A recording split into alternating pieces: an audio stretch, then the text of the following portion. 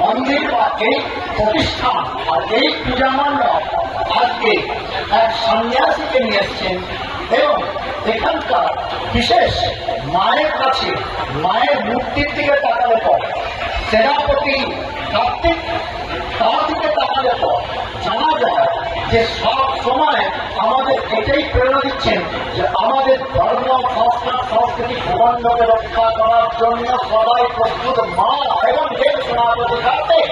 তাই আজ এই মঞ্চে উদ্ঘাটনে আজ স্বয়ং সেনাপতি না হলে আজ সেনানি উপস্থিত রয়েছেন শ্রীমান চন্দ্রশেখর মাইতি। তিনি এখনো বর্তমানে তিনি অস্ত্র হাতে আজ দেশ রক্ষার প্রতি হয়ে রয়েছেন। তাই কোন এমন মণ্ডপ রয়েছে যেখানে চিন্ময় গোমাতার পূজা করার পর যেখানে কিনা ভারতবর্ষের ব্যক্তি পরিবার সমাজ তথা রাষ্ট্রে কোন মাঙ্গলিক অনুষ্ঠানে পরম্পরায় রয়েছে যে গোমাতার আগে পূজা হবে, তারপর অন্য কোনো কার্যক্রম, সেই কার্যক্রম তারা মাঙ্গলিক হতে পারে, শুভ হতে পারে, সামাজিক হতে পারে, পারিবারিক হতে পারে, ব্যক্তি জীবনে হতে পারে।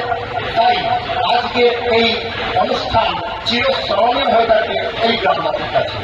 আর এই গ্রামবাসী কতটা সৌভাগ্যবান যে তারা জানলেন তাদের মূল সংস্কৃতি কি